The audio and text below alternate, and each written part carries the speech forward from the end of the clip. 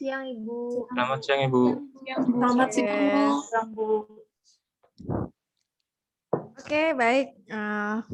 Saya lihat di grup masih beberapa belum presensi ya, karena ternyata agak susah juga presensi di WA. Sudah nulis, tapi keduluan temannya, jadi harus ulangi lagi gitu ya.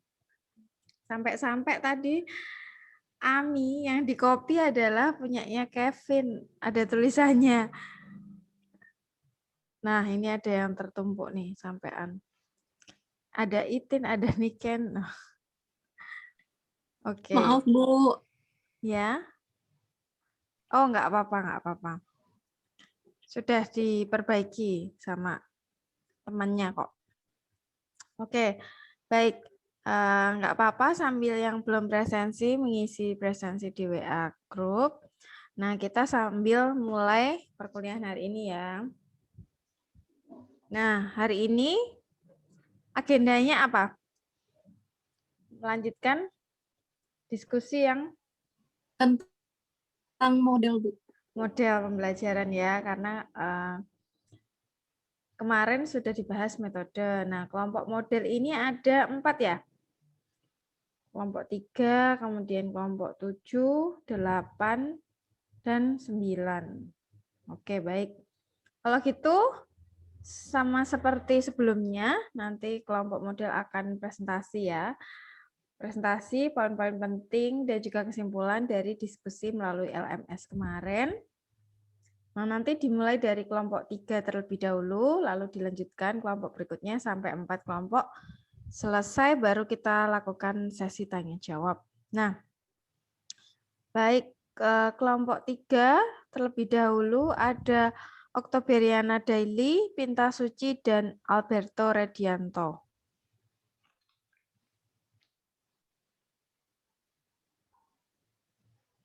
Daily sudah ada?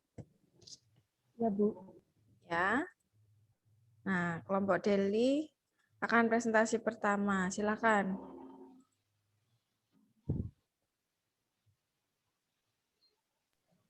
Maaf, Ibu, saya izin Ya. mematikan kamera karena sejak tadi pagi jaringan di asrama tidak stabil.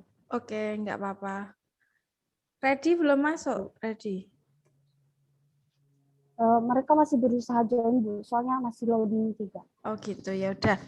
Yang sudah masuk Daily dan Pinta ya. Oke, Iya, Bu. tidak apa-apa. Silakan. Siapa yang mau share screen? Ini bertiga di asrama semua.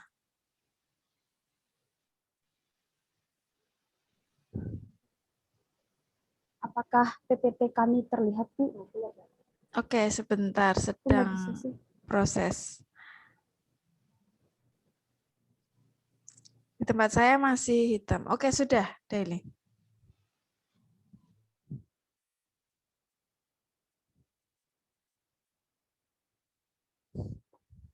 Maaf, Ibu, sebentar. Ini Ya, PPT-nya tidak jalan. oke. Nah, ini ready dah masuk. Ya, Bu.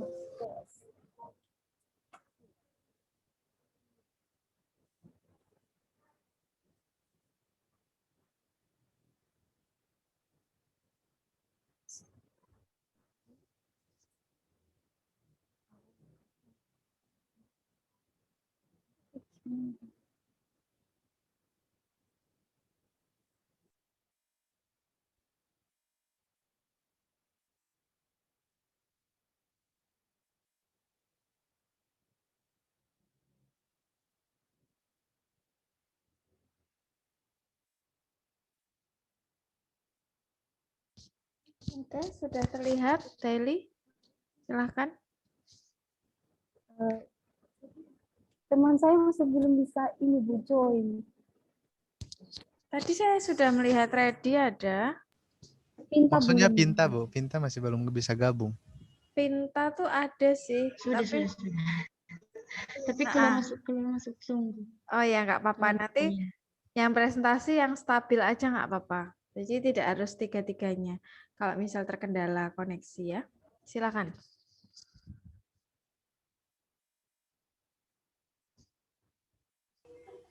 Baik, selamat pagi.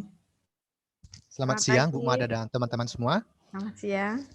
Kami dari kelompok Selamat 3 akan menjelaskan sekilas ya tentang model pembelajaran inquiry learning dan discovery learning. Adapun anggota kelompok kami yaitu Daily, Pinta, dan saya sendiri Rede.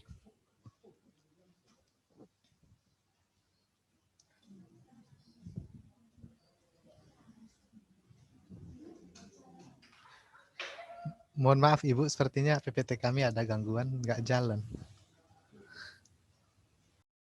Di enter gitu atau di klik next? Nah, sudah. Yang pertama adalah pengertian model pembelajaran inquiry learning. Artinya, model pembelajaran yang didasarkan pada aktivitas siswa secara nyata untuk mencari, menemukan, dan menyelidiki secara mendalam tentang fenomena alam, makhluk hidup, ataupun benda secara sistematis dan logis, kemudian membangun pemahaman, definisi, atau pengetahuan baru melalui hal yang telah ditemukan.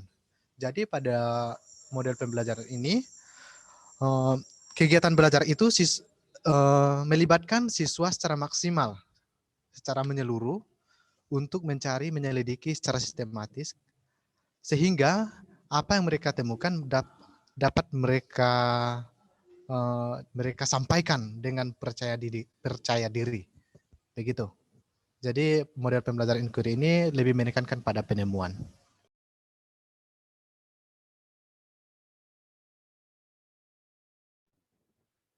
Baik, sekarang sintaks dari model pembelajaran inquiry learning.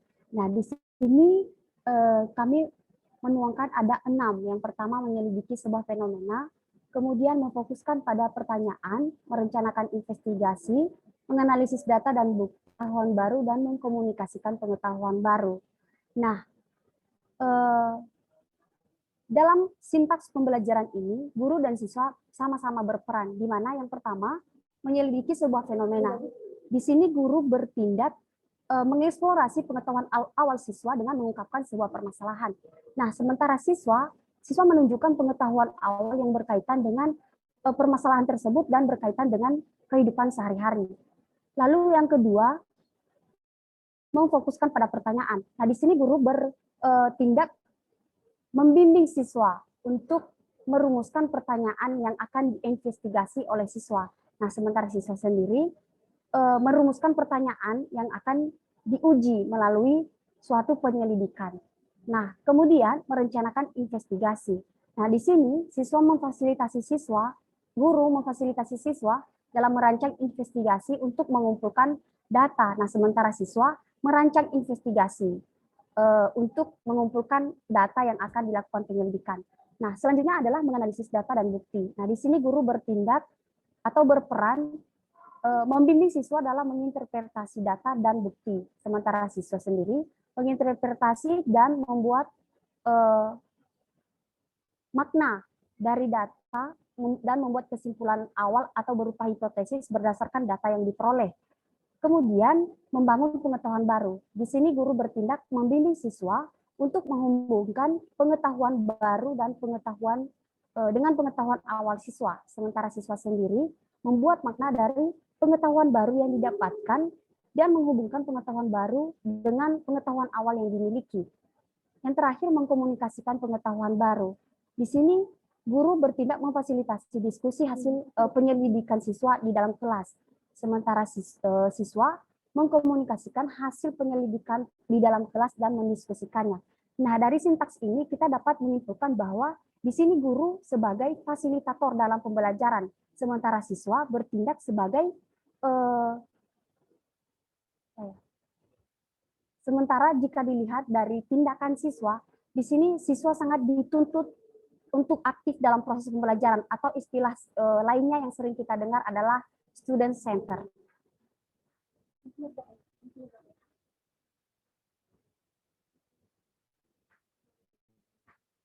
Nah, untuk selanjutnya ada kelebihan dan kelemahan dari model pembelajaran inquiry ini. Nah, di sini kelebihan yang kami sajikan ada 4. Yang pertama, menekankan pada pengembangan aspek kognitif, afektif, dan psikomotorik secara seimbang, sehingga pembelajaran melalui strategi ini dianggap lebih bermakna. Yang kedua, memberikan kesempatan kepada siswa untuk belajar sesuai dengan gaya belajarnya. Yang ketiga, sesuai dengan perkembangan psikologi belajar adalah proses perubahan tingkah laku lewat pengalaman. Yang keempat, mampu melayani kebutuhan siswa yang memiliki kemampuan di atas rata-rata, sehingga siswa yang memiliki kemampuan belajar bagus tidak akan terhambat oleh siswa yang lemah dalam belajar. Nah, keempat hal ini sangat berkaitan erat kita lihat dari pengertian inquiry learning sendiri. Karena dalam inquiry learning sendiri kita ketahui tadi bahwa dalam sintaksnya itu lebih menuntut siswa untuk berperan aktif. Nah, di sini seperti pada poin keempat ini mampu melayani kebutuhan siswa yang memiliki kemampuan di atas rata-rata.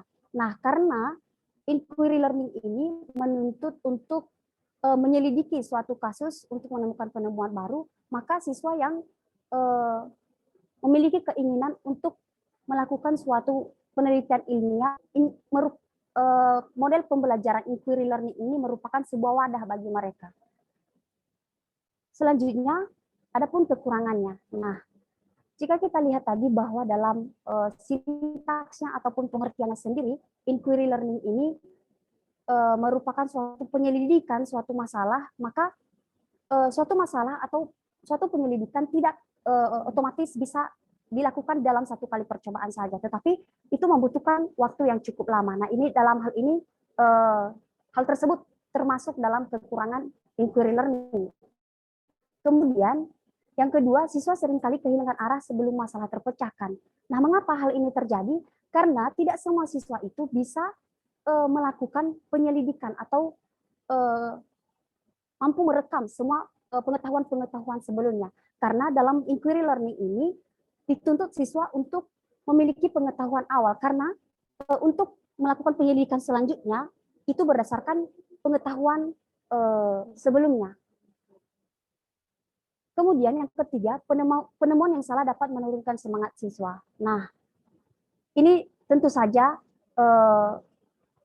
menjadi suatu faktor kekurangan, karena tadi tidak semua siswa bisa melakukan proses pembelajaran inquiry learning ini. Dan tentunya meskipun ada siswa yang sangat semangat untuk melakukan penyelidikan, tetapi ketika suatu penyelidikan yang mereka lakukan dalam kelompok ataupun individu tidak membuahkan hasil, maka bisa saja semangatnya itu menurun. Nah, yang keempat itu beberapa siswa tidak mampu menemukan temuan yang dimaksud. Ya, sama seperti yang saya katakan di awal bahwa tidak semua siswa mampu menemukan satu temuan yang baru dari hasil penyelidikan.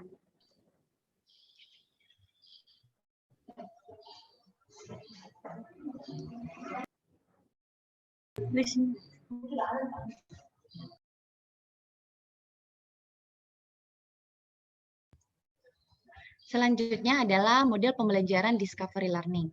Jadi model pembelajaran discovery learning ini tidak jauh beda dengan inquiry learning, yaitu sama-sama suatu penemuan, tetapi perbedaannya kalau inquiry itu penemuan suatu masalah dari materi yang sudah dipelajari.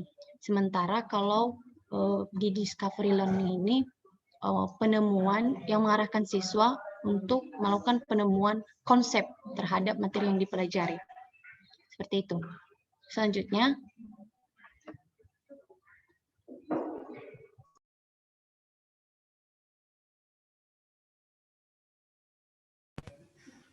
baik, untuk selanjutnya, setelah kita mengetahui pengertian dari discovery learning, kita melihat lagi sintaks dari discovery learning, yaitu yang pertama adalah menciptakan stimulus atau rangsangan gitu. Lalu yang kedua, menyiapkan pernyataan masalah. Lalu yang ketiga, mengumpulkan data. Yang keempat, mengolah data. Yang kelima, memverifikasi data. Dan yang terakhir adalah menarik kesimpulan.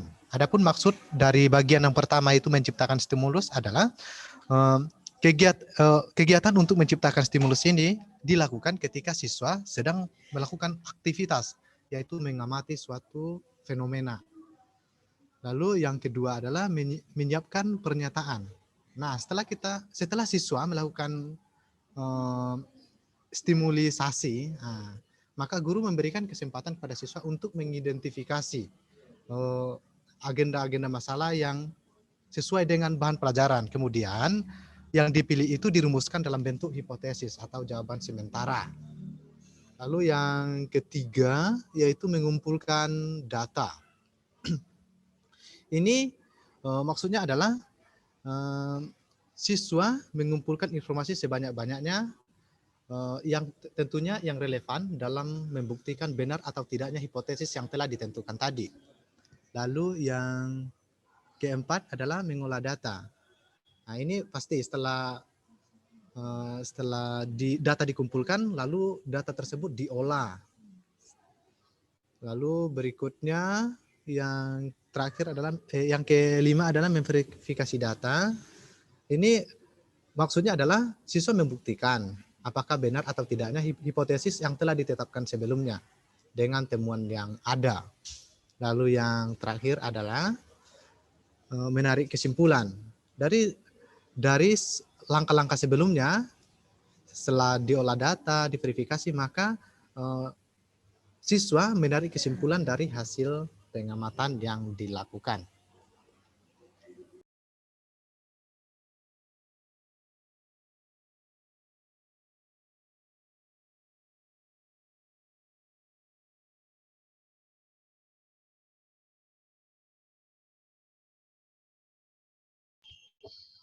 Selanjutnya ada kelebihan dan kekurangannya.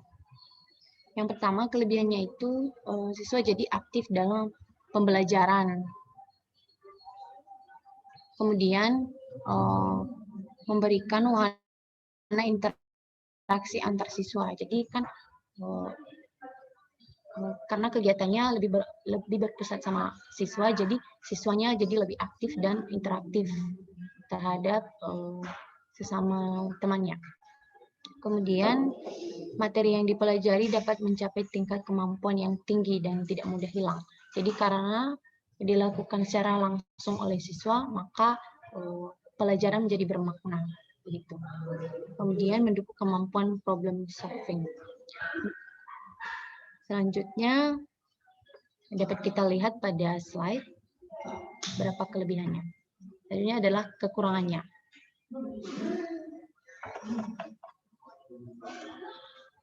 Di sini ada kekurangannya, yaitu yang pertama menyita banyak waktu, dan tidak semua siswa dapat mengikuti pembelajaran dengan cara ini.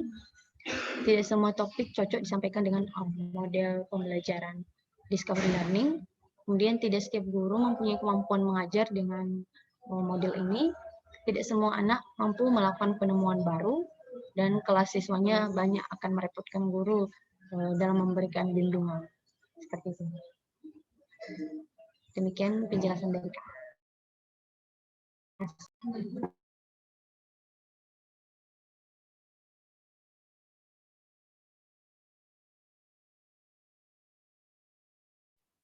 Oke, baik. Terima kasih untuk kelompok 1 ada Ready, Pinta, dan juga Daily yang sudah menjelaskan 2 model pembelajaran, yaitu ada model inquiry dan juga model discovery learning. Nah, selanjutnya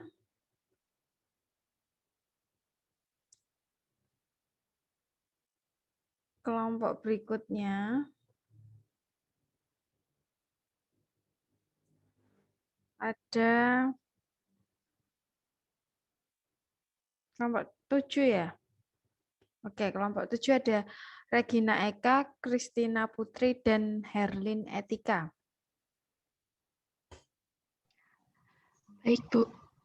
Izin buat share screen ya. Ya, silakan.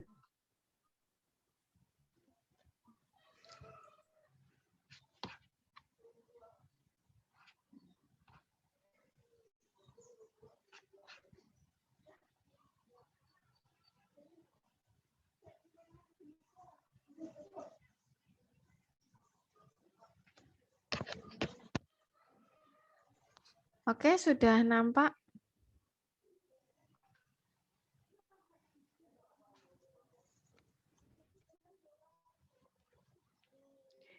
Sudah, Bu. Sudah, silakan. Selamat pagi, Bu Mada dan teman-teman. Selamat pagi, Bu. Selamat pagi. Selamat pagi.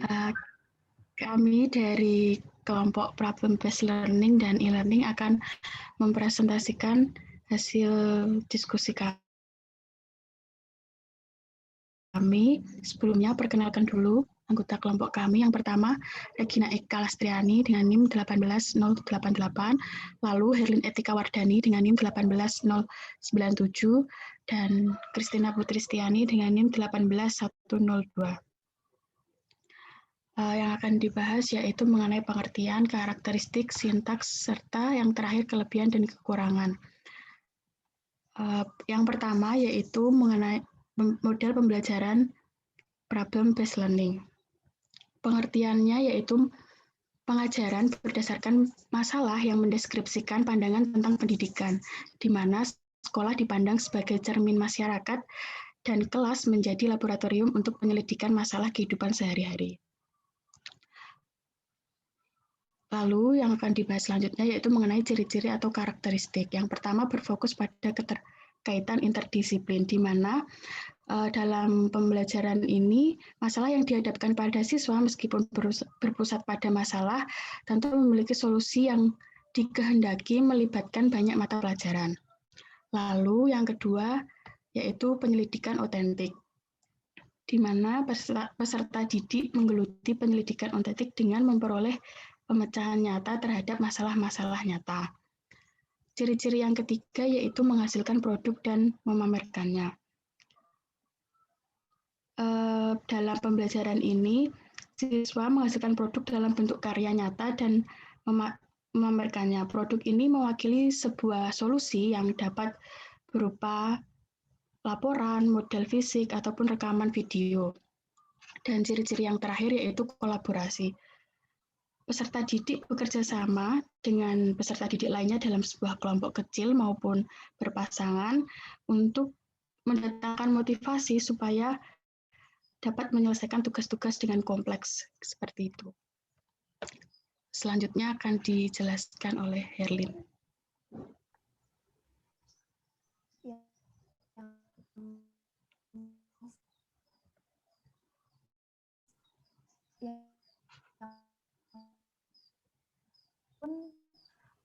Siswa pada masalah. Dalam sintaks ini, dia nantinya dipecahkan oleh siswa pada kegiatan pembelajaran. Kemudian yang kedua adalah mengorganisasi siswa pada masalah. Guru akan mengorganisasi siswa dalam sebuah tugas belajar sesuai dengan masalah yang akan dipecahkan oleh siswa. Dan nantinya siswa akan dibentuk ke dalam beberapa kelompok untuk menyelesaikan permasalahan secara bersama. Yang ketiga adalah membimbing penyelidikan individu maupun kelompok. Guru akan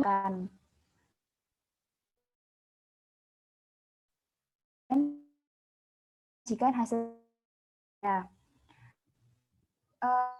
Di sini siswa akan diberikan kesempatan untuk mengkode dalam sebuah bentuk baik laporan tertulis, lisan, ataupun model. Kemudian yang kelima, menganalisis dan mengevaluasi proses pemecahan masalah. Guru akan memberikan evaluasi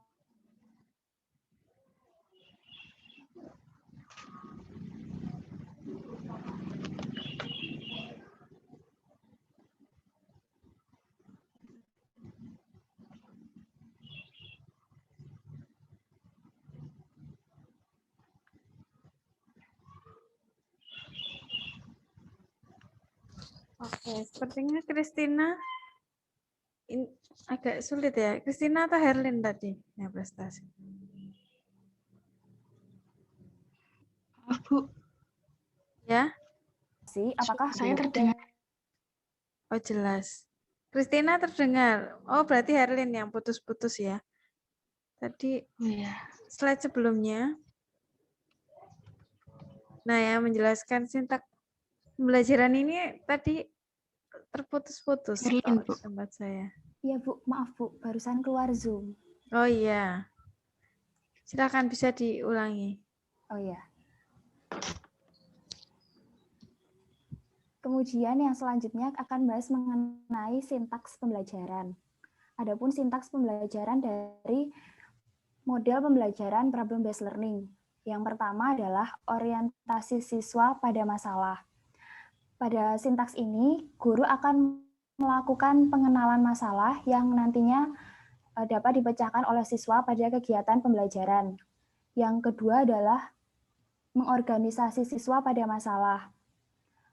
Guru akan mengorganisasikan siswa dalam suatu tugas belajar, sesuai dengan masalah yang akan dipecahkan oleh siswa. Kemudian siswa juga akan dibentuk menjadi beberapa kelompok yang menyelesaikan permasalahan secara bersamaan. Kemudian yang ketiga adalah membimbing penyelidikan individu maupun kelompok dalam melakukan penyelidikan terkait masalah yang akan dipecahkan. Kemudian yang keempat, mengembangkan dan menyajikan hasil karya. Siswa akan diberikan kesempatan untuk mengkomunikasikan hasil diskusinya dan membuatnya dalam bentuk laporan, baik tertulis, lisan, ataupun model.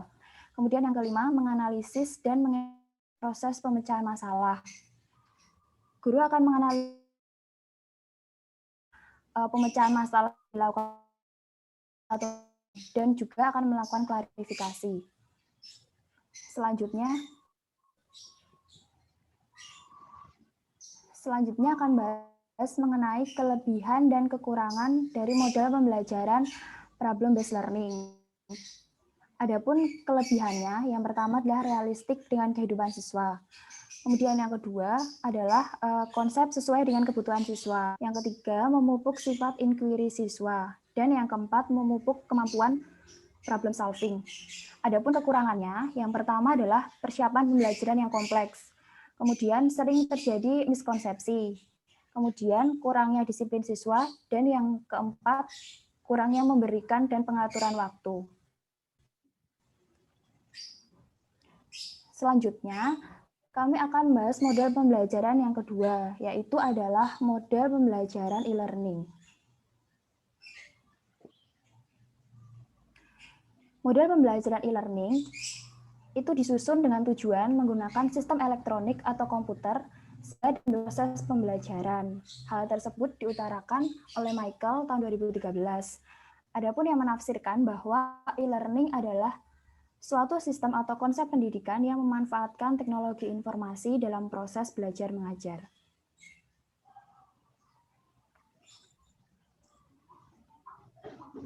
Selanjutnya, ada 3 syarat merancang pembelajaran e-learning menurut Ono W. Purbo tahun 2002.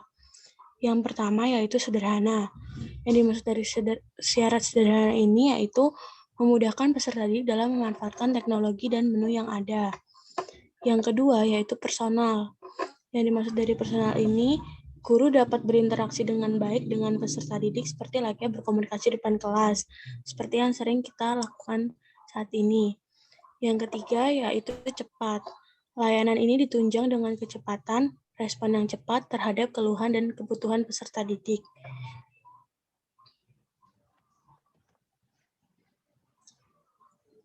Selanjutnya, yaitu ada 4 ciri dan karakteristik dari e-learning. Yang pertama, yaitu memanfaatkan jasa teknologi elektronik.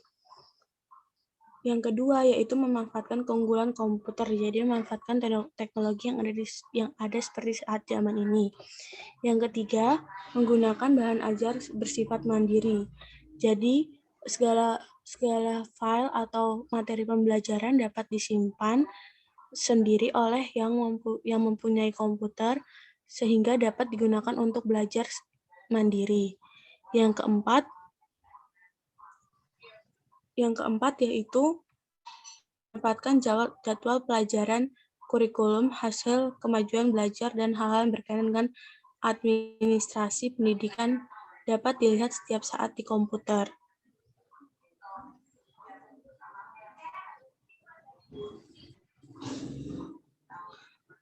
Selanjutnya ada 4 kelebihan dari e-learning. Yang pertama yaitu pengalaman pribadi dalam belajar. Jadi menjadikan siswa untuk lebih mandiri, melangkah lebih maju, memilih sendiri peralatan yang digunakan, dan untuk penyampaian belajar mengajar, mengumpulkan bahan-bahan sesuai dengan kebutuhan yang dibutuhkannya. Yang kedua yaitu mengurangi biaya yang di sini dimaksud seperti menghilangkan biaya perjalanan untuk pelatihan, menghilangkan biaya pembangunan sekolah kelas, dan mengurangi waktu yang dihabiskan seperti biasanya. Yang ketiga yaitu mudah dicapai. Pemakai dapat menggunakan dengan mudah aplikasi e-learning dimanapun dan kapanpun saat dia terhubung oleh internet. Yang keempat, kemampuan bertanggung jawab.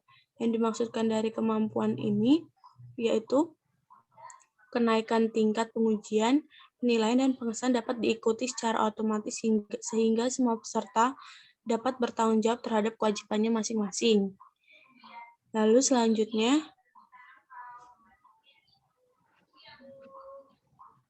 e-learning mempunyai kelebihan tapi mempunyai banyak kekurangan. Kekurangan yang dimaksud dari yang dihasilkan oleh learning yaitu kurangnya interaksi langsung antara pelajar dan pengajar. Lalu adanya kecenderungan mengabaikan aspek akademik ataupun aspek sosial. Yang ketiga, proses belajar cenderung ke arah pelantikan. Lalu yang keempat, berubahnya peran pengajar dari teknik pembelajaran konvensional ataupun ICT. Yang kelima, tidak semua tempat berfasilitas internet. Jadi, kemungkinan e-learning ini sering terhambat karena tidak adanya fasilitas internet. Lalu, tidak semua mempunyai keterampilan dalam menggunakan komputer atau memiliki keterampilan tentang internet.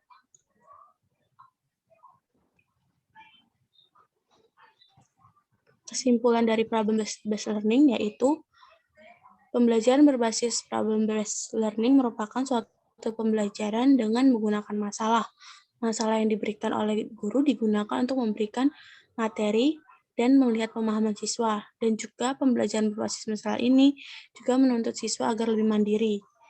Pembelajaran berbasis masalah ini juga menuntut agar siswa dapat membedakan langsung solusi yang benar dan solusi yang salah, ditambah dengan penguatan dari guru. Pembelajaran ini termasuk pembelajaran yang baik walaupun memiliki beberapa kekurangan yang perlu diantisipasi. Lalu, kesimpulan dari e-learning yaitu pembelajaran berbasis e-learning merupakan suatu pembelajaran yang dilakukan dengan metode daring dan jarak jauh. Pembelajaran berbasis e-learning adalah pembelajaran dengan memanfaatkan internet dan teknologi yang ada. Pembelajaran ini membantu dan mengajarkan siswa dan guru agar semakin pandai dalam mengelola teknologi di zaman sekarang ini. Pembelajaran ini mempunyai kelebihan dan kekurangan, sehingga sebagai pelajar dan guru harus memanfaatkan pembelajaran ini dengan begitu baik untuk mencapai suatu tujuan pembelajaran. Sekian presentasi dari kami, terima kasih. Oke, terima kasih kelompoknya Regina, Herlin, dan juga Christina Putri. Baik. Terima kasih, Bu. Ya, langsung kita lanjutkan ke kelompok berikutnya. Ada Leonardo, Amaris, Laurentius Anindito, dan Bernadette Intan. Izin share screen ya, Bu. Ya, silakan, Adit.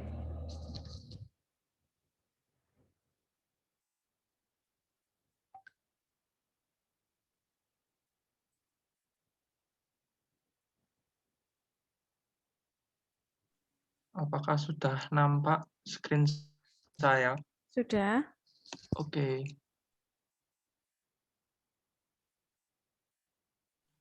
Jadi, selamat pagi, selamat siang, Bu Mada dan teman-teman. Jadi di sini kami mau sedikit mengulas kembali tentang model pembelajaran yang kami pilih, yaitu Flipped Classroom dan gamifikasi. Jadi kami bertiga, ada Intan, Leo, dan saya. Mau jalan? Oke, jadi definisi dulu ya.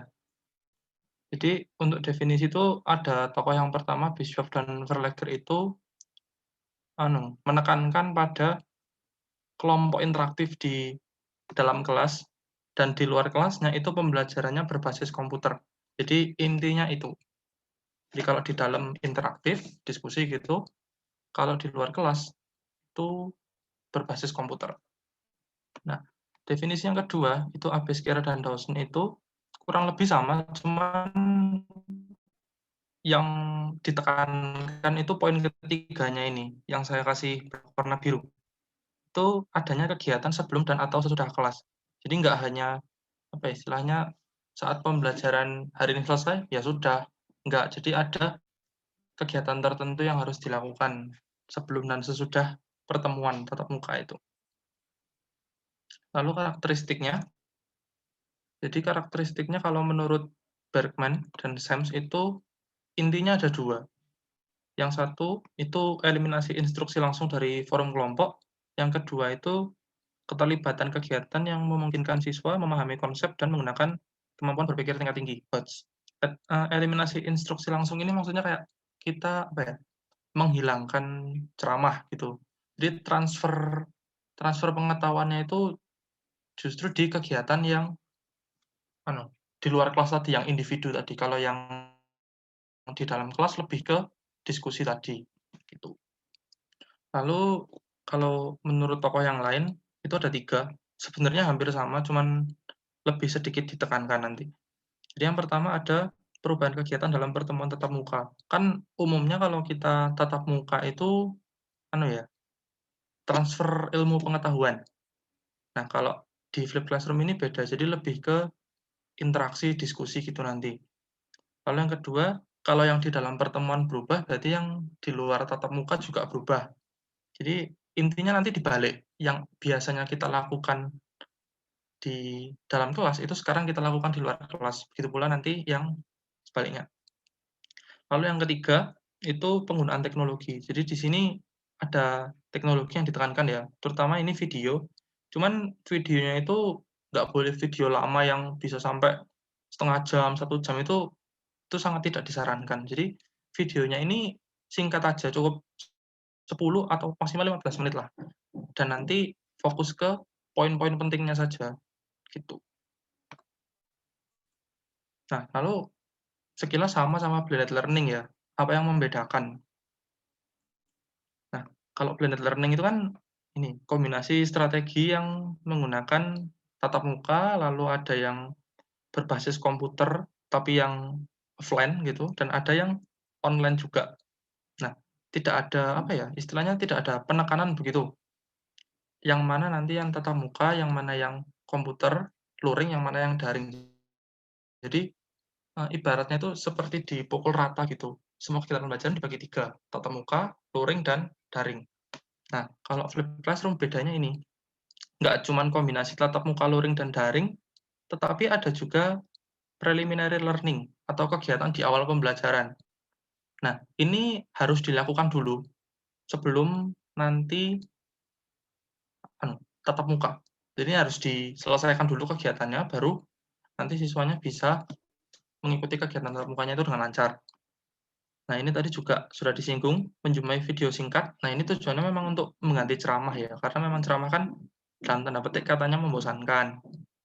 Jadi itu tujuannya diganti dengan video yang singkat, supaya nggak lama-lama seperti ceramah.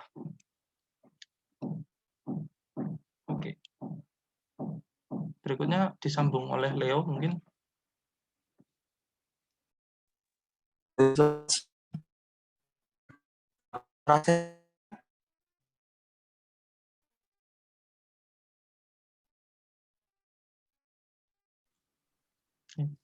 Masih di mute, Leo.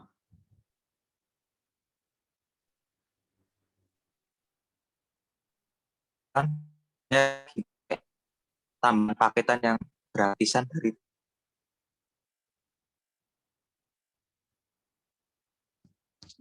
Oke. Mana nih? Sepertinya Ketendang Leo sepertinya. malah menghilang ya. Oke. Jadi mungkin saya lanjutkan aja Bu, sedikit-sedikit gitu. Oke. Ya, Oke, silakan. Jadi sintaknya itu ya sama ya, tadi sudah disinggung juga di luar kelas, di dalam kelas. Nah, kalau di luar kelas itu siswanya nih, mempelajari bahan ajar, lalu menyiapkan pertanyaan dari bahan ajarnya itu supaya nanti bisa didiskusikan saat tatap muka dan mengerjakan tugas LOTS atau ya lower order thinking skill. Jadi belum terlalu apa ya istilahnya kayak belum terlalu memaksa siswa untuk berpikir ya walaupun harus mikir juga sih nanti. Lalu untuk yang di dalam kelas, jadi ada pemanasan dulu, recall. Jadi yang sudah dipelajari waktu di rumah itu apa sih? Tuh. Lalu ada tanya jawab juga dan ada peer learning. Jadi sama temannya. Lalu mendiskusikan dan mengerjakan tugas proyek atau permasalahan yang hot. Tadi kan di luar kelas sudah dirangsang begitu untuk mengerjakan permasalahan yang sederhana. Nah, ini sedikit dikomplekskan. Lalu untuk kegiatan penutupnya bisa berupa apa yang sudah dipelajari dan apa yang perlu untuk dilakukan berikutnya. Bisa juga ada tes atau kuis. Unstable.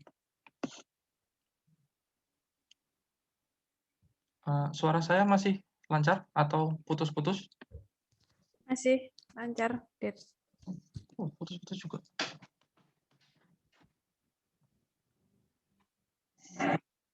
Oke. Intan?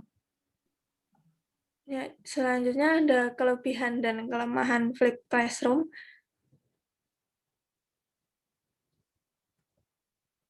Adit. PowerPoint-nya menghilang. Adit hilang ya? Oh ya, sudah muncul lagi. Maaf, saya terlempar. Oke, sudah muncul PPT-nya. Silakan. Ya, yang pertama ada kelebihannya, yaitu yang pertama itu siswa dapat mengulang-ulang video hingga mereka benar-benar paham materi. Lalu yang kedua, di sini ada siswa dapat mengakses video tersebut dari manapun selama jaringannya baik. Lalu yang ketiga lebih efisien. Kenapa lebih efisien? Karena di sini siswa bisa dapat lebih memfokuskan pada kesulitan-kesulitan yang mereka alami. Lalu ditanyakan ke guru. Lalu untuk kelemahan, untuk menonton video setidaknya diperlukan 1 unit komputer atau laptop. Lalu yang kedua diperlukan koneksi internet yang cukup kuat untuk mengakses video. Yang ketiga, siswa mungkin perlu banyak penopang untuk memastikan mereka memahami materi yang telah disampaikan. Lalu yang keempat, dalam implementasi di Indonesia, flipped classroom hanya dapat diterapkan di sekolah yang siswanya sudah memiliki sarana dan prasarana yang memadai.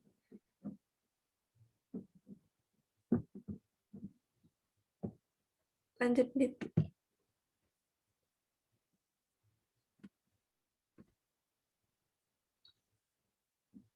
Lalu kita melanjutkan ke gamifikasi.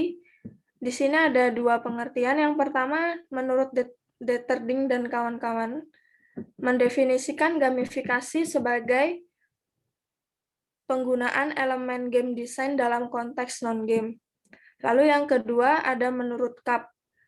Gamifikasi dapat didefinisikan sebagai suatu proses yang menggunakan pemikiran dan mekanika permainan untuk mengikat user dan menyelesaikan masalah. Secara lebih detail, CAP mendefinisikan gamifikasi sebagai konsep yang menggunakan mekanika berbasis permainan, estetika dan permainan berpikir untuk mengikat orang-orang, tindakan memotivasi, mempromosikan pembelajaran dan menyelesaikan masalah.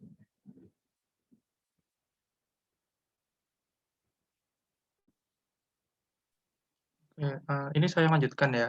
Jadi nanti ini mungkin akan dijelaskan oleh Leo secara lebih mendalam melalui voice note di grup. Jadi nanti saya sampaikan garis besarnya atau mungkin saya sebutkan aja. Jadi, oh ya, maaf off cam karena takut nanti kelempar lagi. Jadi elemen gamifikasi itu ada 8 ini. Jadi yang pertama ada tantangan, lalu yang kedua ada penghargaan, lalu ada umpan balik dan freedom to fail, lalu ada hadiah, gift, lalu ada kompetisi atau perlombaan, lalu ada ceritanya juga, ada partner biasanya untuk kerja tim gitu, dan ada alegori. Nah, jadi sebenarnya juga sudah beberapa kali digunakan gamifikasi ini ya, kayak misalnya Desmos atau Kahoot itu juga salah satu contoh yang bisa dilakukan gamifikasi. Oke. Benar. Lalu selanjutnya ada langkah-langkah gamifikasi. Yang pertama itu ada memahami kumpulan sasaran dan konteks. Di sini maksudnya pendidik itu harus mengetahui konteks siswanya, apakah siswa akan menggunakan gamifikasi ini atau metode permainan yang akan diterapkan ini. Lalu yang kedua itu mengenal objek atau tujuan pembelajaran. Maksudnya di sini adalah setiap program itu haruslah jelas tujuannya agar hasil yang dicapai itu akan baik dan memenuhi tujuan itu.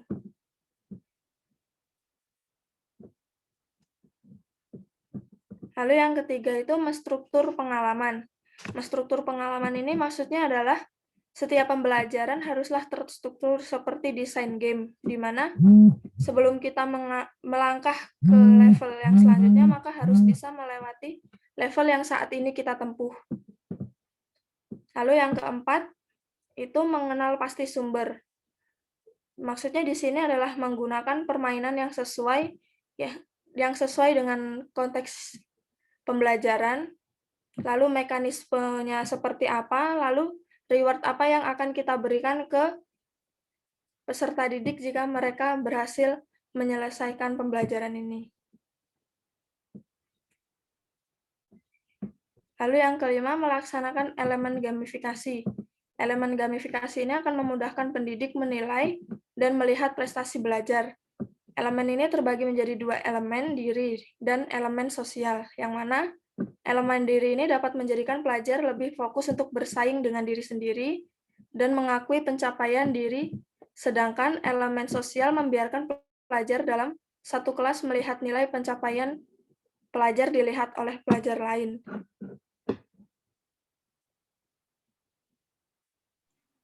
Oke, lalu kelebihan dan kelemahannya. Maaf, saya off cam lagi, takut kelempar lagi. Jadi, ada 4 ya, paling tidak. Jadi yang pertama, belajar itu lebih menyenangkan, karena seolah-olah siswanya sedang main game gitu. Kan untuk siswa, terutama SMP, SMA, kan juga pasti sangat suka game. Lalu yang kedua itu mendorong siswa untuk menyelesaikan masalah, karena yang pertama tadi, mereka sudah dipenuhi oleh rasa pembelajarannya menyenangkan, dia lebih terdorong. Lalu membantu siswa untuk lebih fokus memahami materi, karena ya sebenarnya berkaitan dengan yang pertama tadi, mereka senang gitu. Wah, pembelajarannya menarik nih, jadi lebih fokus gitu. Dan yang keempat, memberi kesempatan siswa untuk berkompetisi, eksplorasi, dan berprestasi, kurang T. Nah, ini contohnya. Ini punya teman saya, bener-bener kayak game gitu. Jadi nanti proses pembelajarannya di sini, ini ada nanti langkah-langkahnya juga. Dan itu bisa divariasikan sesuai kebutuhan nantinya. Kan ini juga menarik siswa untuk belajarnya supaya jadi lebih menyenangkan. Nah, terus kelemahannya. Waktunya cukup panjang, yang pertama. Jadi karena waktunya cukup panjang, memang untuk mengantisipasinya perlu disiapkan waktu yang cukup, supaya nanti memang game-nya itu atau gamifikasinya itu bisa benar-benar menunjang pembelajaran.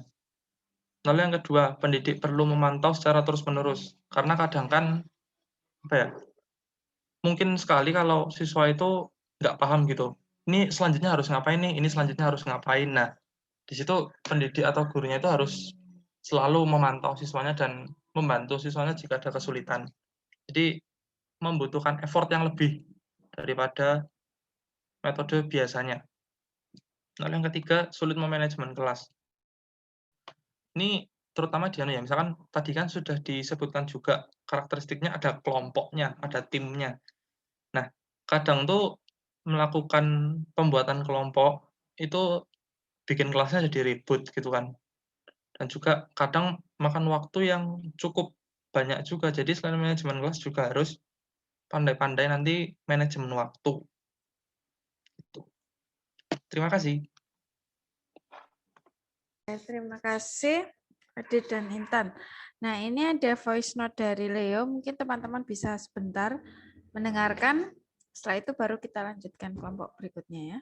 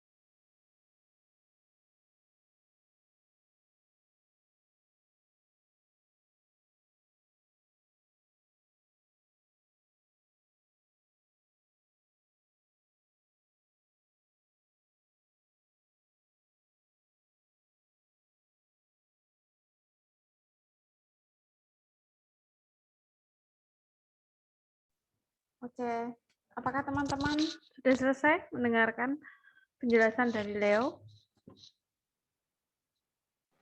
Sudah, Bu. Sudah ya? Oke, baik.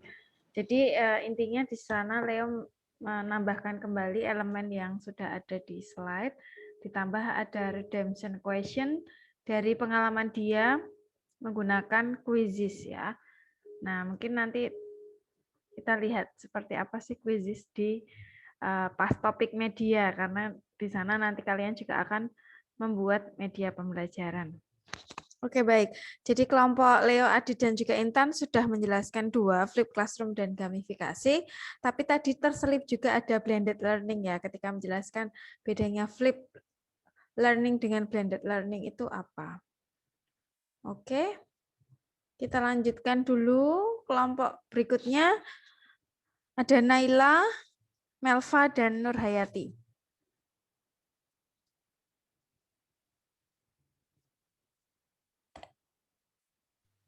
Bikin share screen ya, Bu.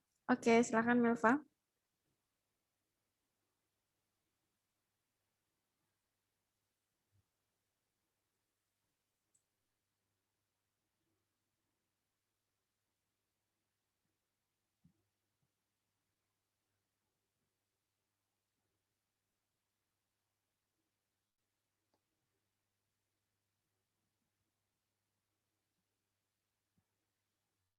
Selamat pagi teman-teman dan Bu Mada. Kami akan menyampaikan hasil diskusi kami mengenai cooperative learning.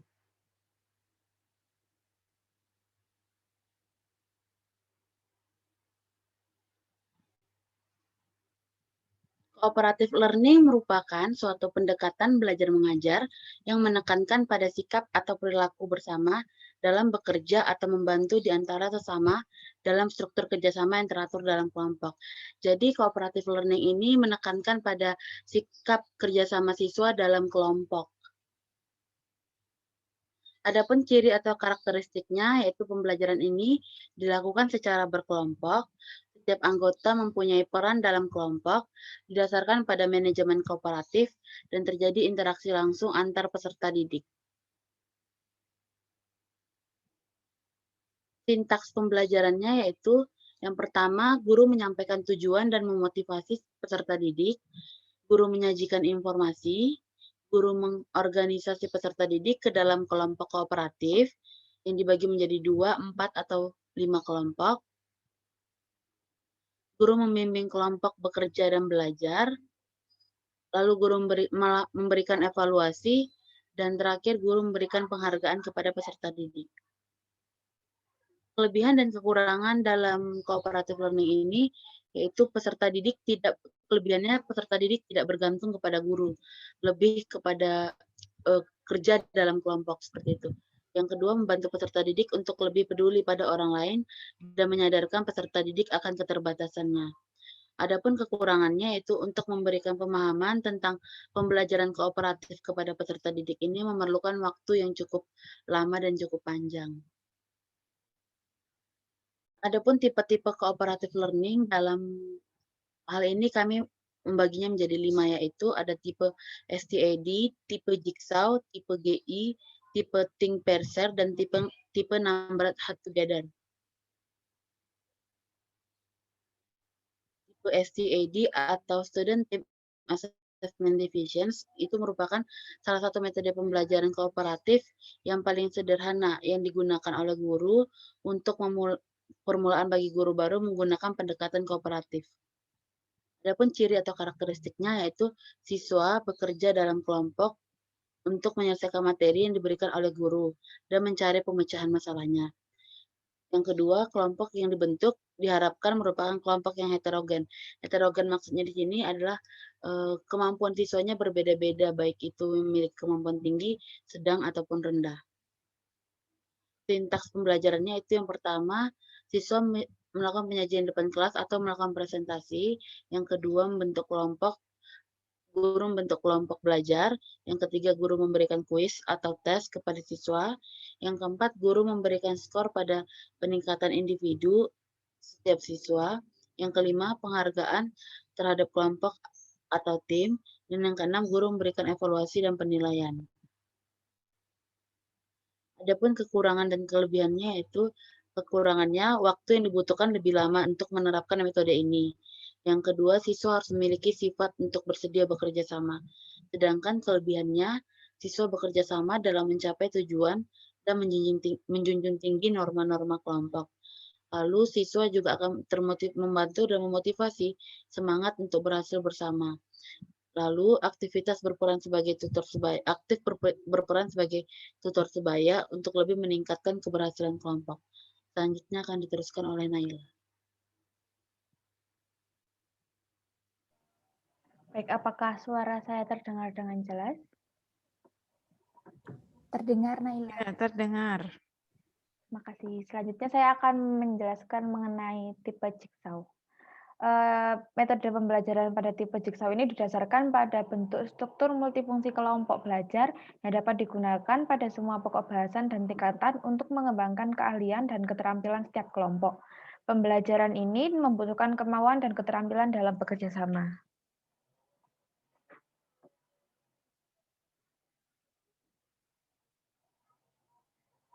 Ciri atau karakteristiknya yang pertama itu pembelajaran dilakukan secara tim ataupun kelompok. Yang kedua didasarkan pada manajemen kooperatif. Yang ketiga adanya kemauan untuk bekerja sama. Dan yang keempat yaitu keterampilan dalam bekerja sama.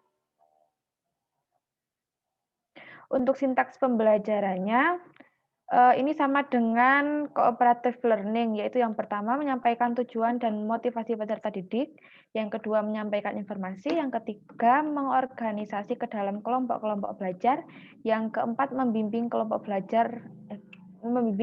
bekerja dan belajar, yang kelima mengevaluasi, dan yang keenam memberikan penghargaan.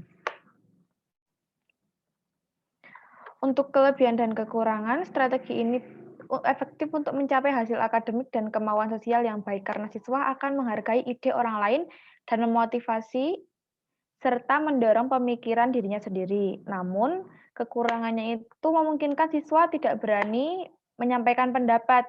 Kemudian apabila siswa tidak cocok dalam kelompok, itu memungkinkan mengganggu proses kerjasama.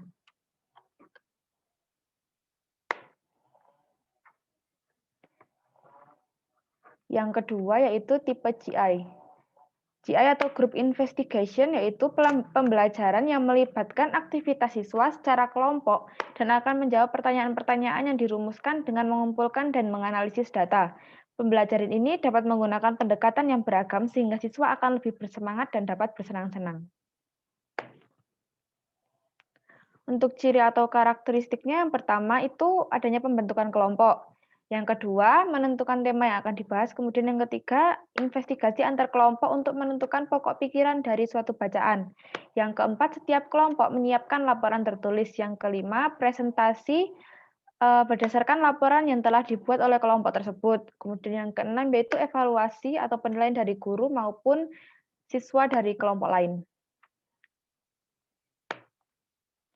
Kemudian untuk sintaks pembelajarannya, yang pertama yaitu pembentukan kelompok, yang kedua menentukan tema yang akan dibahas, yang ketiga melakukan investigasi antar kelompok, yang keempat menyiapkan laporan tertulis mengenai pokok pikiran yang telah ditentukan oleh kelompok tersebut, kemudian yang kelima presentasi, yang keenam yaitu evaluasi. Untuk kelebihan dan kekurangan, tipe ini membuat pembelajaran berfokus pada siswa, sehingga dapat diserap dengan baik dan meningkatkan keterampilan sosial serta soft skill dan group process skill. Namun, struktur kelas yang diperlukan lebih rumit dan waktu yang dipakai akan semakin lama. Tipe ini juga akan membuat kelas mudah tidak terkondisikan. Begitu. Kemudian untuk yang selanjutnya akan dijelaskan oleh teman saya, itu Nur Hayati. Terima kasih. Selanjutnya adalah think, pair, share, atau success.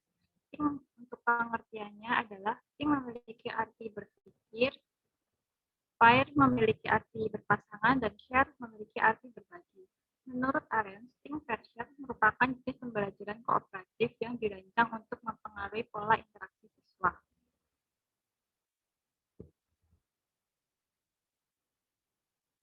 Untuk ciri atau karakteristik dari tipe think, pair, share adalah siswa berpasangan untuk menyelesaikan permasalahan. Lalu selanjutnya siswa akan berbagi atau bertukar jawaban dengan pasangan siswa lainnya atau kelompok. Untuk sintaks pembelajaran, siswa berpasangan untuk menyelesaikan permasalahan. Selanjutnya siswa akan berbagi atau bertukar jawaban dengan pasangan lainnya. Sintaks tipe think, pair, share adalah berpikir atau think, berpasangan atau pairing, dan dibagi atau sharing.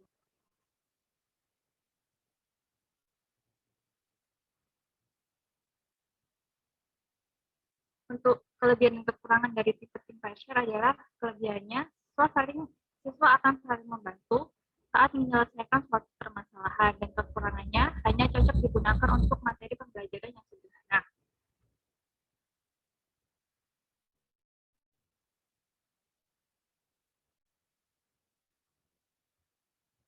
Tipe selanjutnya adalah NHT atau Number Head Together.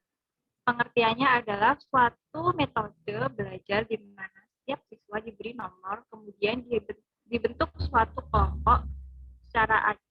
Lalu secara acak akan diberikan nomor oleh guru.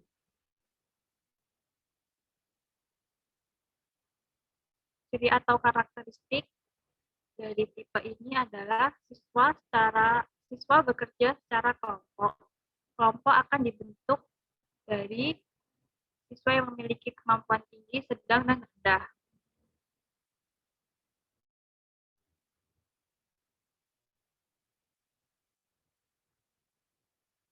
tentang pembelajaran.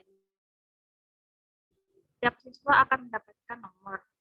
Kemudian guru memberikan tugas dan kelompok tersebut akan mengerjakannya. Setelah kelompok selesai,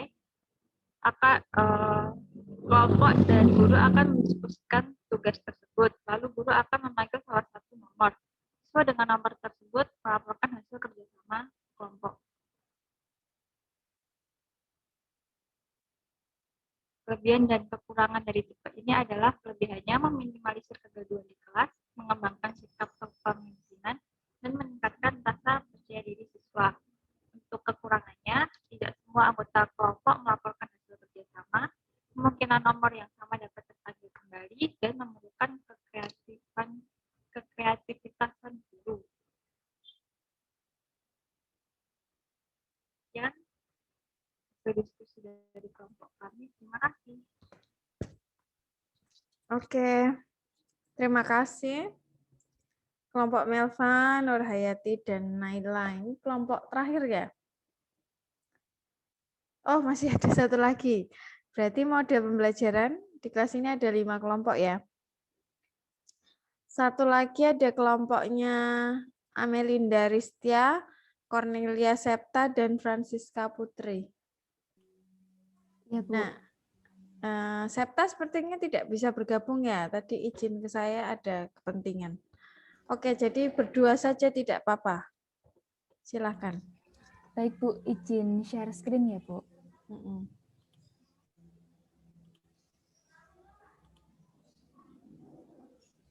Apakah sudah terlihat, Bu dan teman-teman? Sudah.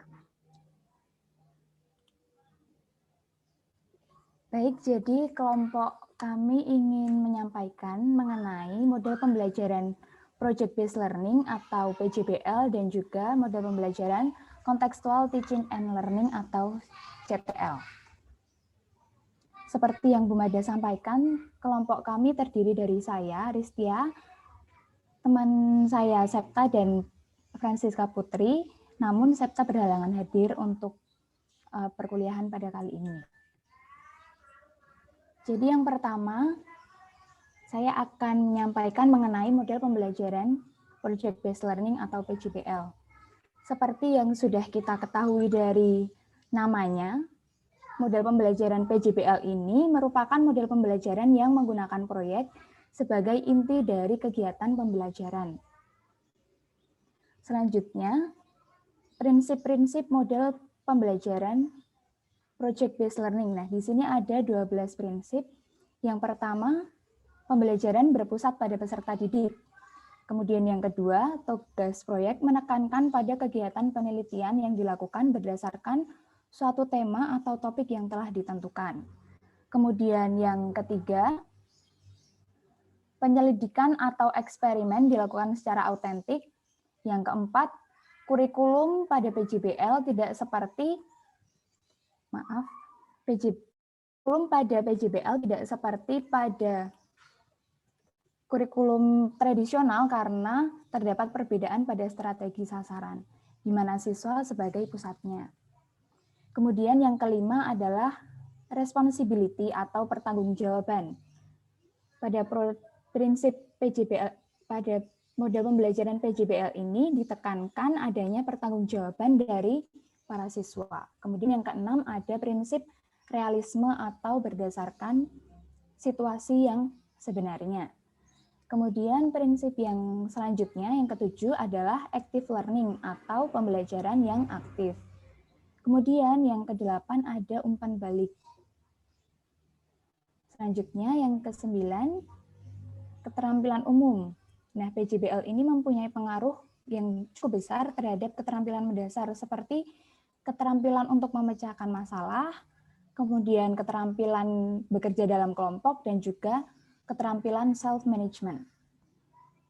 Kemudian prinsip yang ke-10 ada driving question, yaitu PJBL difokuskan pada pernyataan atau permasalahan yang memicu peserta didik untuk menyelesaikan permasalahan dengan konsep, prinsip, dan juga ilmu pengetahuan yang sesuai.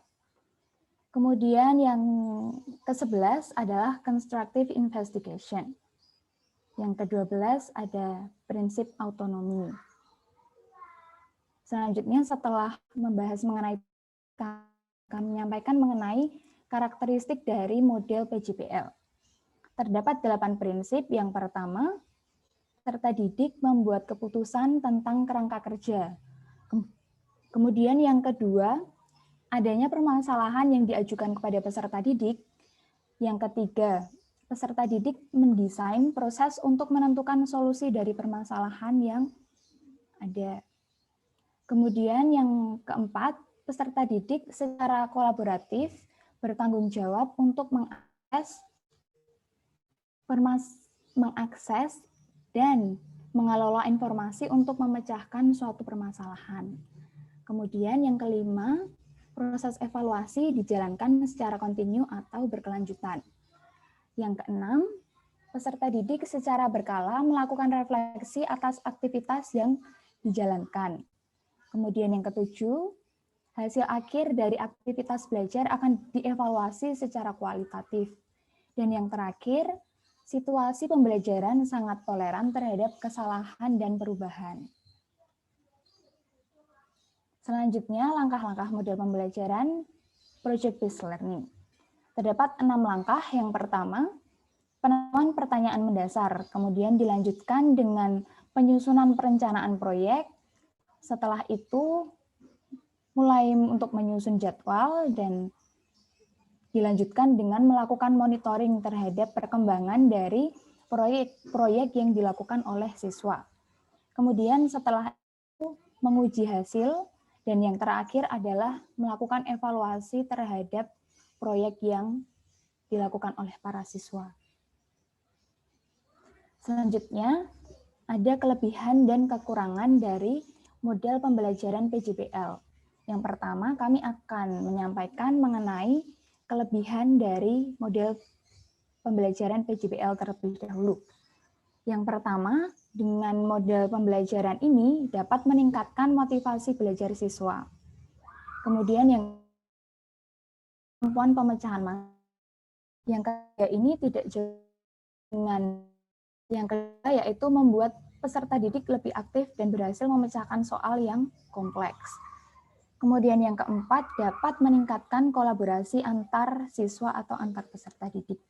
Kemudian yang kelima, dapat mendorong peserta didik untuk mengembangkan dan mempraktikkan keterampilan komunikasi yang dimilikinya. Selanjutnya yang keenam, dapat meningkatkan keterampilan peserta didik dalam mengelola sumber. Yang ketujuh, memberikan pengalaman pembelajaran dan praktik dalam mengorganisasikan proyek, membuat alokasi waktu dan juga sumber-sumber lain. Selanjutnya yang kedelapan, model ini menyediakan pengalaman belajar peserta didik secara kompleks dan dirancang untuk berkembang sesuai dengan dunia nyata. Kemudian yang kesembilan, membuat suasana belajar menjadi lebih menyenangkan, sehingga peserta didik dan guru dapat menikmati proses pembelajaran. Selanjutnya, kelemahan atau kekurangan dari model pembelajaran PJBL. Yang pertama, diperlukan banyak waktu untuk menyelesaikan permasalahan yang kompleks. Kemudian yang kedua, banyak orang tua peserta didik yang merasa dirugikan atau keberatan karena dengan adanya proyek ini dapat menambah biaya untuk memasuki sistem yang baru. Banyak instruktur merasa nyaman dengan kelas yang tradisional, di mana memegang peran utama di kelas. Atau dalam hal ini yang dimaksud adalah kemudian yang keempat, banyak disiapkan. Nah, itu kelemahan, beberapa kelemahan dari model pembelajaran project-based learning. Selanjutnya, ada peserta didik yang memiliki kelemahan dalam percobaan dan pengumpulan informasi akan merasa kesulitan. Kemudian, adanya kemungkinan bahwa peserta didik kurang aktif dalam berdinamika atau bekerja dalam kelompok. Kemudian yang terakhir, apabila masing-masing kelompok berbeda topik, akan dikhawatirkan peserta didik tidak dapat memahami topik atau materi secara keseluruhan. Kemudian selanjutnya, model pembelajaran Contextual Teaching and Learning akan disampaikan oleh Siska.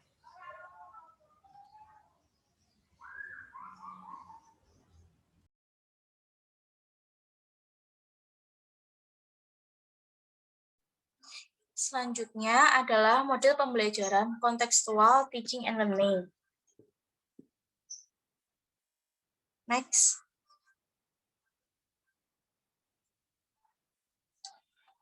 Nah, model pembelajaran kontekstual atau kontekstual teaching and learning ini sama seperti namanya, bertujuan untuk membantu siswa memahami makna materi ajar dan mengaitkannya dengan konteks kehidupan mereka sehari-hari, seperti konteks pribadi, sosial, dan kultural. Selanjutnya, ada 6 prinsip dalam model pembelajaran kontekstual teaching and learning. Yang pertama adalah keterkaitan relevansi, yang kedua adalah pengalaman langsung, yang ketiga adalah aplikasi, yang keempat adalah alih pengetahuan, lalu selanjutnya yang kelima adalah kerjasama, dan yang terakhir atau yang keenam adalah pengetahuan, keterampilan, nilai, dan sikap yang telah dimiliki pada situasi lain. Selanjutnya adalah karakteristik model pembelajaran kontekstual. Ada 8 karakteristik. Yang pertama, melakukan hubungan yang bermakna. Yang kedua, melakukan kegiatan-kegiatan yang signifikan. Ketiga, belajar yang diatur sendiri. Keempat, bekerja sama. Yang kelima, berpikir kritis dan kreatif. Masuk atau memelihara pribadi siswa. Yang ketujuh, mencapai standar yang tinggi. Dan yang terakhir, menggunakan penilaian autentik. Lalu selanjutnya adalah langkah-langkah model pembelajaran kontekstual teaching and learning. Yang pertama, mengembangkan pemikiran bahwa peserta didik akan belajar lebih bermakna dengan cara bekerja sendiri, menemukan sendiri, dan mengkonstruksi sendiri terhadap pengetahuan dan keterampilan barunya. Yang kedua adalah melaksanakan sejauh mungkin kegiatan inquiry untuk semua topik. Yang ketiga, mengembangkan sifat ingin tahu peserta didik dengan bertanya. Yang keempat, menciptakan kelompok belajar. Yang kelima, yang keenam, melakukan refleksi di akhir pertemuan. Dan yang terakhir adalah melakukan penilaian yang sebenarnya dengan berbagai cara.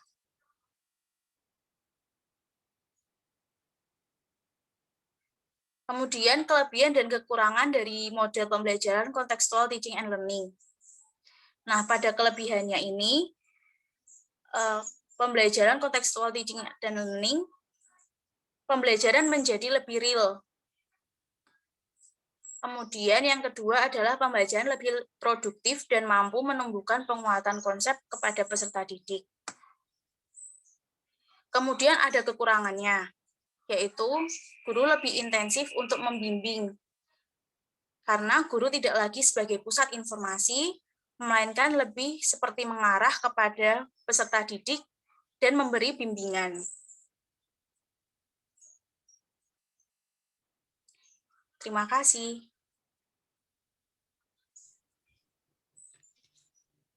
Oke, terima kasih Ristia dan Siska. Berarti ini sudah semua kelompok ya, sudah kelompok terakhir. Sudah ada 9 ya. 9, benar ya? 9 model pembelajaran yang dipelajari atau dipresentasikan oleh 5 kelompok. Harusnya 10 ya? Oh, karena tadi kelompok kooperatif itu hanya membahas kooperatif, tapi juga tipe-tipenya. Ada Jigsaw, GI, Things Per Share, dan NHT. Oke, sebenarnya berarti lebih dari 10. Oke, langsung saja kita buka sesi tanya-jawab. Adakah teman-teman yang ingin bertanya terkait model pembelajaran yang tadi sudah dipresentasikan?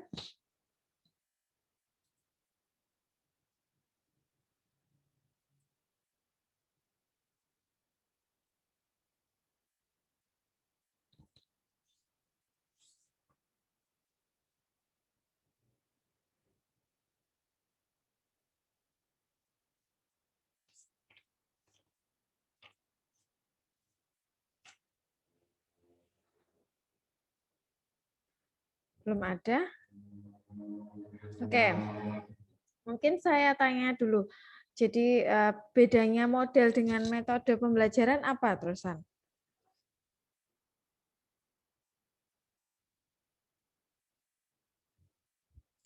Kalau metode kemarin cara praktis ya, cara praktis yang dilakukan guru untuk mencapai tujuan pembelajaran. Nah, kalau model pembelajaran ini ada langkah-langkah atau sintaksnya mungkin? Iya, ada langkah-langkah atau sintaksnya. Jadi kalau pengertiannya model pembelajaran apa?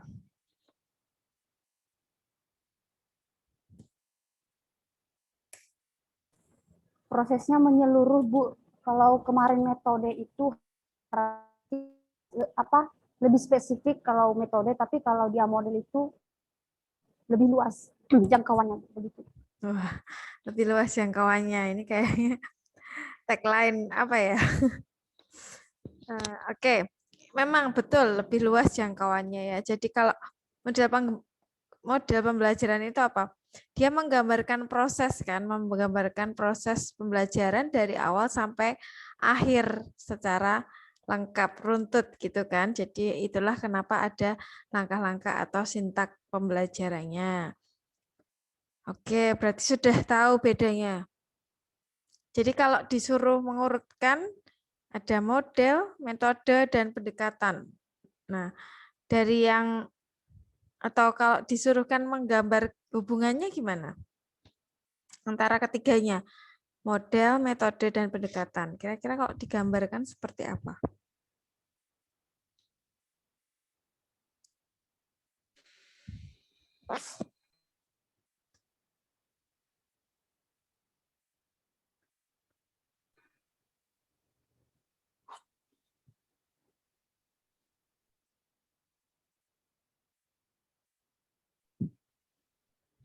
Ami?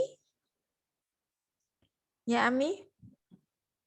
Saya kalau sepemahaman saya ya Bu, misal kita gambarkan dalam bentuk himpunan,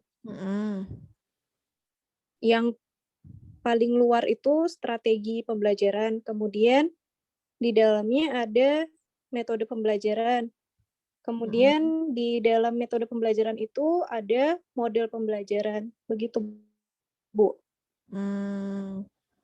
Oke.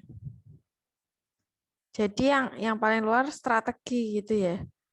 Baru maaf Bu, maksud saya pendekatan. Oh, pendekatan. Oke. Iya. Jadi oke, kita bisa menggambarkannya dalam diagram Venn, boleh. Atau pakai apa lingkaran gitu ya. Kira-kira mana ya? Nah, 3 dulu nih. Kira-kira misal ya, mana yang di paling dalam di sini?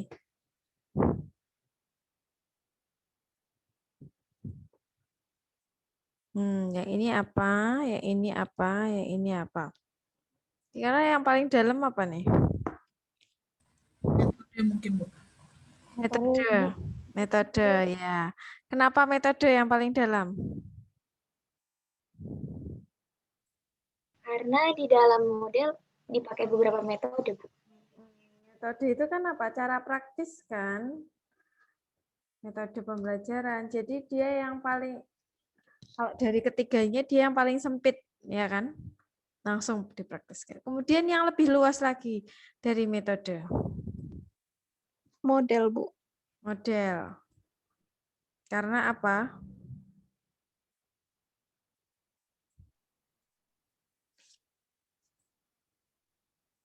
Karena dia lebih luas, ada langkah-langkah dalam pembelajarannya. Betul. Ada langkah-langkah pembelajarannya. Jadi di sini yang berikutnya adalah model. Kemudian berarti yang terluar otomatis pendekatan ya. Pendekatan pembelajaran. Nah, begini kira-kira ya. Tapi ternyata selain 3 ini masih ada istilah lain, ya kan? Ada teknik kemarin, teknik pembelajaran. Sempat kan pertemuan kemarin kalau nggak salah disinggung. Ada yang bilang metode itu sama dengan teknik pembelajaran. Oh, ternyata nggak sama. Kalau teknik dipengaruhi oleh siapa atau orangnya yang melakukan. Nah, jadi sama-sama metode diskusi yang mengajarkan mungkin guru A dengan guru B itu tidak sama. Jadi ada istilah teknik pembelajaran. Teknik itu diartikan sebagai cara yang dilakukan seseorang dalam mengimplementasikan suatu metode secara spesifik. Jadi cara yang dilakukan seseorang dalam mengimplementasikan metode. Maka kalau di sini berarti di yang di dalamnya lagi ya. Nah, di sini kalau ditambah lagi suatu, nah di sini ada teknik ya.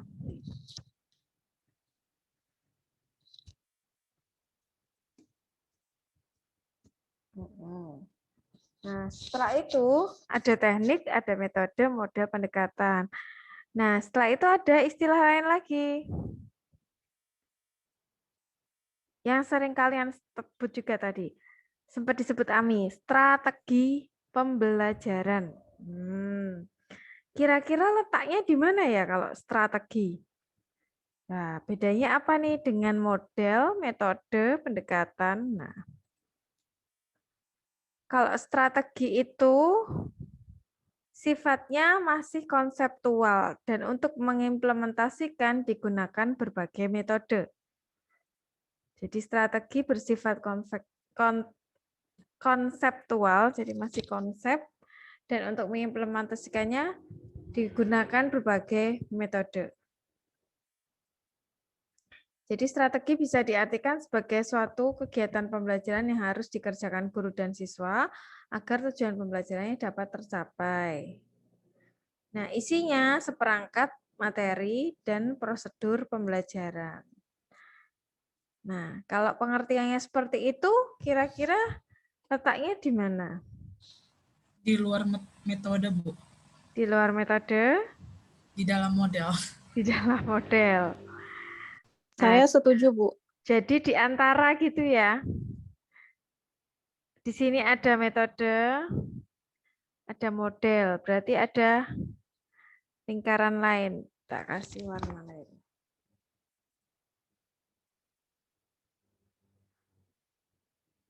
Nah, kira-kira gini ya. Di antara metode dan model ada strategi. Oke, saya kasih warna biru. Nah, ini ada.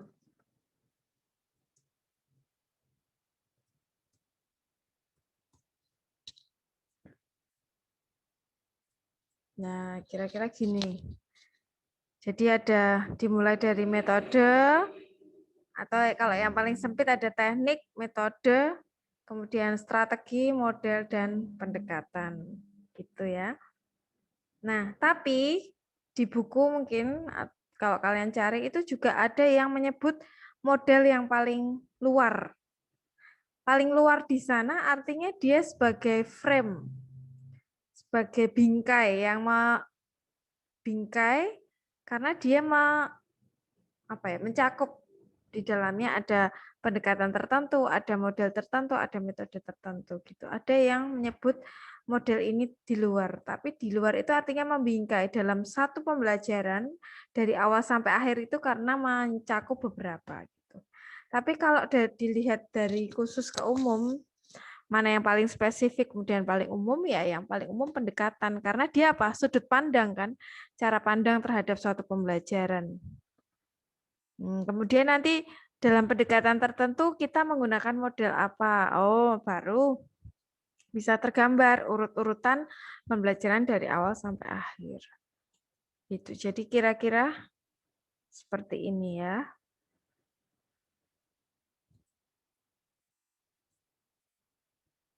Nah, dan banyak sekali model pembelajaran dan yang mungkin sekarang sedang banyak disebut itu ada flip learning, blended learning gitu ya. Kenapa? Karena juga cocok digunakan di masa pandemi ini. Jadi flip classroom, flip learning.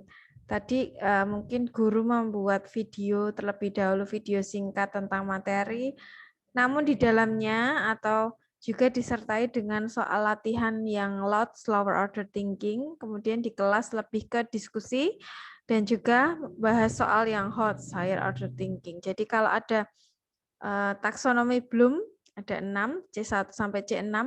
C1 sampai C3 itu diharapkan diselesaikan di rumah, di luar, atau sebelum pembelajaran. Sedangkan C4, 5, 6 diselesaikan di kelas. Atau blended learning yang menggabungkan online dan offline. Nah, itu biasanya banyak. Dan dari dulu yang sering juga dijumpai tentu kooperatif. Kooperatif tadi yang disebutkan ada Jigsaw, GI, TPS, NHT ya. Dan di luar itu juga banyak ada TSTS, to stay, to stray. Nah, kalau tadi yang disebutkan TPS ya, think, pair, share. Ada juga TSTS dan masih banyak lagi. Kemudian yang sering juga dipakai di pembelajaran matematika itu ada PBL, Problem Based Learning, karena diawali dengan permasalahan. Nah, Project Based Learning itu biasanya dilakukan di perkuliahan, jadi perkuliahannya berbasis proyek, endingnya kalian harus menghasilkan suatu produk gitu ya. Ada yang berupa video pembelajaran, produknya perangkat pembelajaran, nah itu berbasis proyek. Nah, inquiry discovery ini yang agak sulit karena dia berbasis penemuan, ya kan? Siswa harus menemukan sendiri. Nah, kenapa sulit? Karena menggiring siswa untuk menemukan konsep, menemukan ide. Nah, itu sulitnya adalah guru harus memulainya itu dari mana? Memulainya kira-kira dengan permasalahan apa yang bisa memantik atau memunculkan ide atau konsep itu dari siswa sendiri. Lebih mudahnya sebenarnya dikasih tahu aja, gampang kan? Kita tinggal menerangkan, tapi untuk biar siswa menemukan sendiri itu biasanya awalannya. Kemudian e-learning juga kita gunakan, apalagi sekarang pandemi, wah sangat digunakan ini e-learning ya. Kemudian CTL, nah yang terakhir Contextual Teaching and Learning. CTL itu ada, mungkin teman-teman ada yang bingung nggak tadi? Kemarin ada yang membahas pendekatan kontekstual, ya. Kemudian hari ini ada yang menjelaskan model Contextual Teaching and Learning ya, model CTL. Nah, mungkin ada yang bertanya-tanya, sebenarnya CTL itu masuknya ke pendekatan atau model gitu. Nah, kalau misalnya ada yang bertanya-tanya seperti itu, kita telusuri lagi. Nah, ada tidak langkah-langkah pembelajarannya CTL itu? Langkah-langkah pembelajaran yang menggambarkan dari awal sampai akhir. Nah, kalau ada langkah pembelajarannya, berarti bisa dimasukkan dalam model. Kalau hanya sekedar 7 komponen dalam CTL, maka itu pendekatan gitu. Dan seperti yang pernah saya sebutkan bahwa pendekatan itu bisa berkembang menjadi model kalau ada sintak pembelajarannya gitu. Oke. Gimana teman-teman? Sudah tidak ada pertanyaan? Saya Bu mau bertanya. Oh ya, Vera. Kan ada dari pendekatan, model, dan metode itu kan sangat banyak kan. Apakah kalau misalnya kayak kita memilih pendekatan ini, ada kategori khusus untuk kalau misalnya kontekstual, jadi metode ini gitu, ada ketentuan khususnya atau gimana Bu? Oke. Antara pendekatan dan metode ya tadi. Vera mencontohkan menggunakan pendekatan kontekstual, kemudian menggunakan metode apa gitu, Ver? Iya, maksudnya kalau kita milih suatu pendekatan, apakah ada kategori khusus untuk memilih model pembelajarannya atau bebas gitu, Bu? Oke, terima kasih. Nah, kalau kategori khusus tuh sebenarnya nggak ada. Tapi kalau kita sudah menetapkan suatu pendekatan, berarti kan kita bisa menggabungkannya dengan model dan metode lain gitu ya. Misalnya Vera tadi mengambil pendekatan kontekstual. Kalau Vera menggunakan pendekatan kontekstual, kira-kira metode apa yang cocok di sana gitu ya. Nah, dalam kontekstual, Vera tentu tahu prinsip atau komponen yang ada di sana. Ada salah satunya masyarakat belajar. Masyarakat belajar itu antar siswa saling berdiskusi dalam kelompok. Oh, berarti muncul metode diskusi di sana. Jadi nanti kalau dalam RPP, dalam penuliskan pertama pendekatan kontekstual, berarti metodenya secara tidak langsung ikut ada diskusi, karena dalam pendekatan kontekstual ada komponen masyarakat belajar. Gitu. Jadi dalam memilih tentu juga perlu memperhatikan tadi pendekatan yang diambil apa, lalu di dalamnya ada proses apa, begitu Vera. Kalau untuk modelnya, Bu? Nah, kalau modelnya bisa digabungkan dengan model-model pembelajaran yang lain. Nah, kontekstual itu apa? Berbasis masalah kan? Iya. Dimulai dari masalah yang konteksnya sehari-hari. Bisa konteks budaya, konteks sosial, konteks pekerjaan, dan lain-lain. Nah, maka bisa Vera gabungkan dengan model PBL, Problem Based Learning. Karena di dalamnya sintak langkahnya kan juga diawali dengan orientasi masalah. Nah, hanya nanti masalahnya berarti yang apa? Yang kontekstual, karena pendekatannya pendekatan kontekstual gitu. Baik Bu, terima kasih penjelasannya. Oke, sama-sama. Jadi dalam memilih ya dipertimbangkan, dicocok-cocokkan gitu ya. Oh, kalau ini kayaknya bisa nih pakai ini. Kemudian kontekstual, di dalam kontekstual nanti diakhiri dengan metode permainan gitu juga boleh. Jadi bisa di mix and match. Nah, digabungkan, dicocokkan gitu. Baik, ada pertanyaan lagi? Belum? Kalau belum ada, diskusi Zoom-nya saya akhiri dulu. Kita kembali ke WA Group. Jadi setelah ini kita akan membahas media. Oh, sebentar, ini sepertinya ada pertanyaan.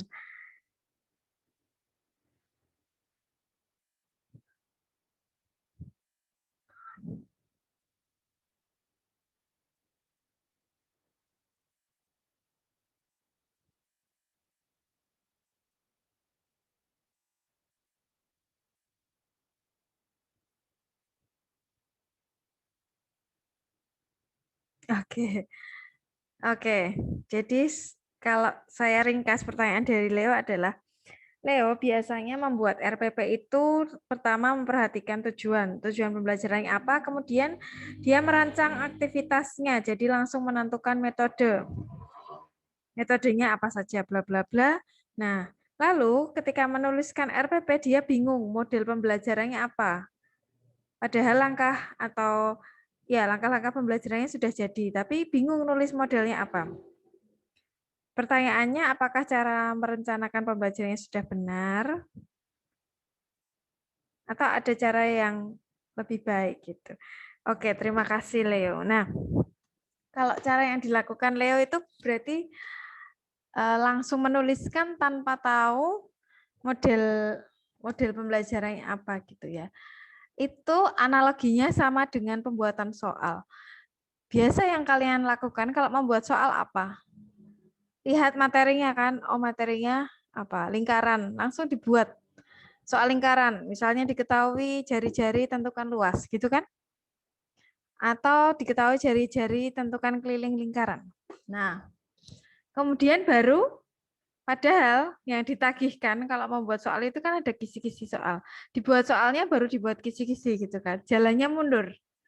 Nah, kalau langkah yang benar harusnya kan buat kisi-kisi soal dulu, baru dibuat soalnya. Nah, sama yang dilakukan Leo ini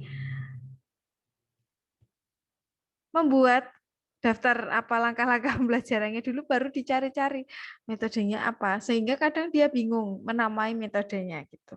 Nah, langkahnya terbalik ya seharusnya. Oke, benar. Yang pertama kita melihat tujuan pembelajaran jelas. Jadi urut-urutan RPP itu sebenarnya benar ya. Pertama tujuannya. Tujuan itu kan dari indikator dari KD kalau dirunut ya. Nah, setelah tujuan pembelajarannya tahu mau ngapain, kita tentukan dulu model metode pendekatannya mau apa. Terutama sebenarnya yang pokok itu model. Karena model tadi apa? Menentukan jalan apa langkah-langkahnya ya dari awal sampai akhir. Nah, setelah tahu modelnya, misal PBL ada 5 langkah ya. Pertama orientasi pada masalah. Nah, baru kita tentukan di situ aktivitasnya ngapain. Oh, guru memberikan masalah pada siswa melalui LKS. Oh, sebelumnya berarti dibagi kelompok atau apa gitu. Jadi berdasarkan model dulu baru dijabarkan langkah-langkahnya. Terutama gitu. Jadi agak terbalik berpikirnya kalau menulis langkah-langkah dulu baru modelnya. Gitu ya menjawab pertanyaan Leo. Kalau dia tidak di sini, nanti biar saya tambahkan di grup. Oke, baik.